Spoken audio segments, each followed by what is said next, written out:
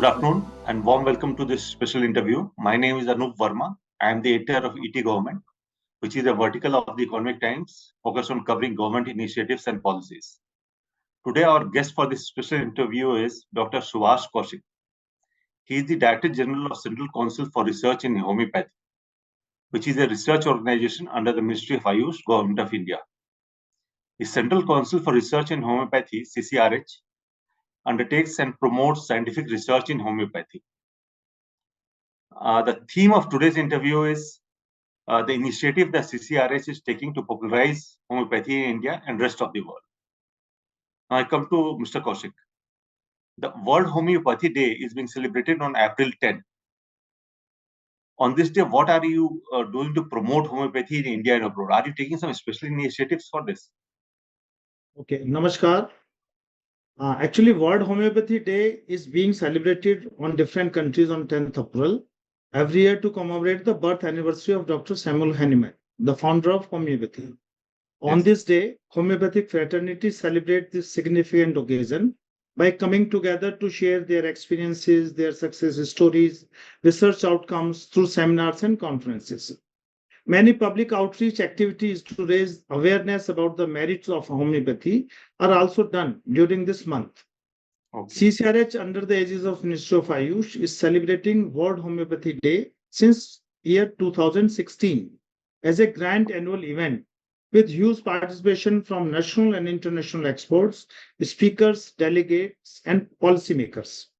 This year, it will be historic as Honorable President of India, Srimati Draupadi Murmuji, shall be gracing the event and motivating the homeopathic fraternity. There is an overwhelming response from homeopathic medical colleges, practitioners, clinicians, industries, association in India as well as abroad, wherein the whole homeopathic fraternity is uniting to show solidarity towards this system.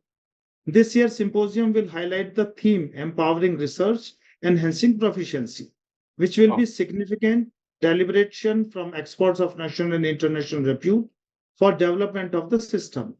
During this event, several publications developed by 16, they are 17 in numbers, shall be released along with software based on STGs. STGs is Standard Treatment Guidelines, which shall be very useful for homeopathic students and practitioners.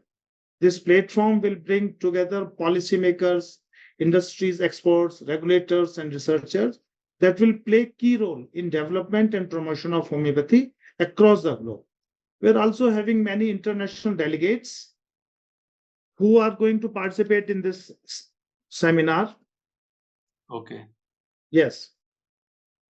You have been celebrating this since 2016. Yes, yes. You just told me. So it's almost 8 or 9 years. 9 years. Yes, yes. This would be the 9th such World Homeopathy Day that you are celebrating. So can you give me an overview of what kind of outcomes that you achieved in these 9 years through this forum? Actually, this is one type of Chintan Shivir. What we are doing it is a clear-cut roadmap for next year, what we are going to do in research, in education, in practice. There is one important area is EPR, education, practice, and research. So our brainstorming is also here. We also attract youth and students because they are the very important part of our society as they will be the researcher of tomorrow. So we used to sit together and we make a lot of plans for them. What kind of growth have you seen in these 9 years since you started celebrating in homeopathy in India and in abroad? Yes, because wide acceptability is there. A lot of solidarity is there. We used to do generally in solo, but now we are uniting together and we are doing a lot of work together. All the associations, all the colleges, they are coming on a single platform to see the roadmap, what we are going to do for the next year. Okay. So are you taking some special initiatives for promoting homeopathy in today's younger generation? Are you making some outreach into the colleges, universities? Yes, yes. Because as just I mentioned, because the research aptitude in students helps to help them to gain knowledge beyond textbooks. So because they are the researcher of tomorrow, so we must empower students with the latest advancement of research outcome for overall learning. starting from how to read homeopathic journals, like our council's in-house peer-reviewed UGC approved IJRH journal is there, that is Indian Journal of Research in Homeopathy, which includes different types of research papers, enabling them to apprise the information given therein, read about research outcome, effectiveness of the system, and finally making the young mind to apply some of the outcomes available in form of standard guidelines that too have been developed by CCRH. Hence, for inculcating research aptitude in students, developing research environment in academic institution, as you just asked, so CCRH entered in a MOU with 77 homeopathic medical colleges last year during WSD 2023, wherein handholding is done by proving technical guidelines, providing them, setting up a research-based OPDs, and considering the large number of homeopathic students, both graduate and postgraduate, and number of registered practitioners, which are around 350,000 nowadays. A lot of evidence can be generated within India. So the council also organized capacity building webinars and seminars focusing on research methodology, informed data capturing at regular intervals, thereby improving and motivating the young minds. Okay. So, what are the major research initiatives? Basically, CCRH is a research organization. Yes, you are doing some research and trying to find new ways of cure, as far as I guess. So, what are the major research initiatives that you have undertaken in homeopathy? Yes, actually, the mission of CCRH is to conducting scientific and ethical research, thereby, number one, promoting the safe, gentle, cost-effective, quality-assured, and evidence-based treatment in healthcare delivery system. Number two, enhancing the success rate of clinical practice for a common homeopath. And number three, the ensuring global acceptance of homeopathy. So we have 35 institutes and units across the country, and where we have a robust team of scientists who are conducting high quality research. So council research activities have yielded reassuring results and carved out a future roadmap in the field of homeopathy. We have accomplished 188 clinical researches till date, 70 studies under fundamental and collaborative researches, standard studies of 149 drugs. We had done proving of 125 drugs, including 21 new drugs, which is developed by CCRH, and clinical verification of 118 drugs, 118 drugs so far. So based on the research evidences, review of literature, standard guidelines of clinical conditions, experts review meetings. So we have developed 4 volumes of STGs. STGs is standard treatment guidelines in homeopathy for around 67 disease conditions. So to undertake basic research, preclinical studies, clinical research requiring specialized expertise and infrastructure, Council has signed MOUs with Institute of Repute like AIMS, ICMR, IITs, IIST, Indian Institute of Science, Engineering, Science and Technology, Delhi University, etc. So keeping in view the rising incidence of infectious diseases, Council has established epidemic cell to translate clinical success as a preventive intervention. So under this epidemic cell, Council have conducted studies on dengue, malaria, chikungunya, influenza-like illness, HIV, COVID-19, acute encephalitis, etc. So Council's in-house journal, that is IJRH I just mentioned, is available online as well as in print form, has been widely read and subscribed by readers across the globe.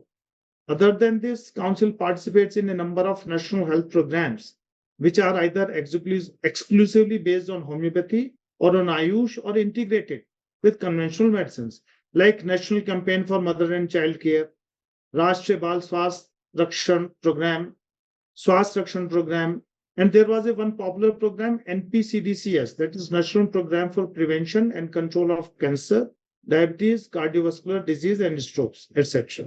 So this is the achievement so far.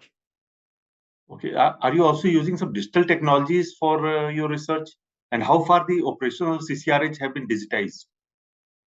Basically, we are working through over 35 institutes and research across the country. So there is no, because we have done recently 77 MOUs with different homeopathic colleges.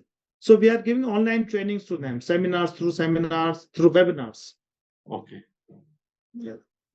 Okay. So in future, you might be open to doing more digitization and some AI or that kind of initiatives? Yes, yes. We have developed one e-library, repository e-library, which is we are offering to other colleges which are having MOU with us, plus other homeopathic fraternity.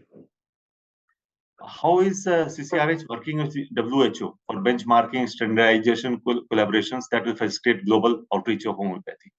Okay. Actually, CCRH has been associated with WHO traditional complementary medicine for various activities, like development of technical document on clinical research in traditional and complementary medicine. Council also follows the WHO ICD-10 classification for disease diagnosis, incorporated in digital health records from the OPD and IPD of its pan-India health facilities through AHIMS, that is Ayush Hospital Management Information System. This digital platform maintained by the Ministry of Ayush. So next, standardized products have become a necessity due to globalization today, as many of the raw materials medicines are coming from the different countries. Hence, it is very important that we emphasize on harmonization of or convergence on regulatory standard across the world. Homeopathy pharmaceutical industries are adhering to WHO's GMP, good manufacturing practices. Hence, the quality of medicinal product are at par with modern medicine. Further discussions are being made for development of benchmarks for training in homeopathy in line with the strategic objective of WHO Traditional Medicine Strategy 2014 and 2023. And we have one specific Ayush grade in this BIS, Bureau Standard of India, where they are working on these projects. Okay. During the period of COVID pandemic, CCRH played a significant role ensuring that people had access to homeopathic treatments. How did you ensure the availability of homeopathy treatment to all sections of society during this pandemic? Yes, this is right because COVID-19 plays an unprecedented strain on our healthcare system of country. So the scientific committee of CCRS, that is SAB, Scientific Advisory Board, with reference to available evidence, recommended arsenic album as prophylaxis due to its similar symptomatology. So soon after the release of Ayush advisory by Ministry of Ayush, recommending arsenic album 30 as prophylactic against COVID-19, disease was followed by distribution of medicine, this medicine arsenic album in many countries globally through various doctors or private organizations, etc. The council undertook 7 population-based prophylactic studies, 7 add-on treatment studies, and 4 preclinical studies and 2 post-COVID sequel studies to understand the effect of homeopathic medicines in prevention and management of COVID-19. The studies have now been published in peer-reviewed international journals. Another thing, under the ambit of Azadi Ka Amrit Mahotsav, the council has distributed homeoprophylactic, this arsenic medicine, for COVID-19 to a population of 34 lakh people during the year-long campaign. This was for 1 year. So besides this, the homeopathic doctors were trained and posted for Ayush helpline 14443, and through e-Sanjeevani portal, we have provided our services.